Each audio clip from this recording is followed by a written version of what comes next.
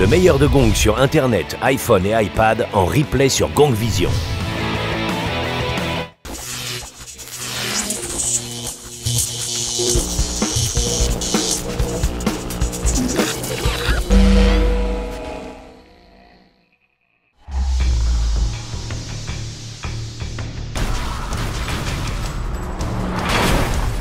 Get the hell out of here.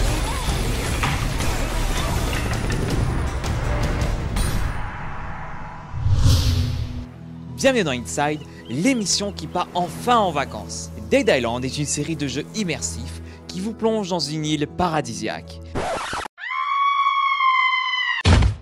Mais ici, pas de cocktail à volonté, ni d'aquagym, les gentils organisateurs veulent vous manger la cervelle et l'atelier confection d'armes est obligatoire. Dans Dead Island Riptide, le cauchemar n'est pas terminé. Accrochez-vous à votre manette pour un nouvel épisode encore plus sanglant et violent. Mais avant tout, présentation de Dead Island et de son successeur. Donc à la base, Dead Island, c'était 4 personnages, 4 héros. Ça se passe sur une île paradisiaque et c'était les vacances de rêve qui virent au cauchemar. Et il y a eu un virus qui s'est propagé sur l'île. Dead Island Riptide est vraiment la suite directe de Dead Island. Nos 4 personnages se sont échappés en hélicoptère. Ils se retrouvent sur un navire militaire. Et à partir de là, il va y avoir une tempête. Le virus va aussi se propager, revenir sur le bateau. Ce dernier va s'échouer et on va se retrouver sur une nouvelle île, l'île de Palanai. Et là, ça sera plus 4, mais 5 personnages disponibles, car le petit nouveau John Morgan. Et ils vont s'allier pour survivre et s'échapper de cet enfer. Ce qui a fait le succès aussi du premier, c'était vraiment le côté coopératif. Toute la quête peut se faire en seul ou à plusieurs. Donc les joueurs à n'importe quel moment peuvent se rejoindre. C'est vrai que tuer du mort-vivant entre amis ou en famille, c'est plus convivial. Mais sinon, quelles sont les nouveautés de Riptide ? On va avoir une nouvelle île, toujours en environnement ouvert. Donc c'est l'île de Palanai. On va avoir des nouveaux véhicules, notamment les bateaux. On a voulu axer le jeu un peu en tower defense. Vous allez avoir des sites à garder, il va y avoir des vagues de zombies et vous allez devoir renforcer certaines parties. Il va falloir mettre du grillage, mettre des barbelés, placer des mines, ce genre de choses. Voilà, vraiment coopérer pour survivre. On est bien loin du tower defense plante versus zombie.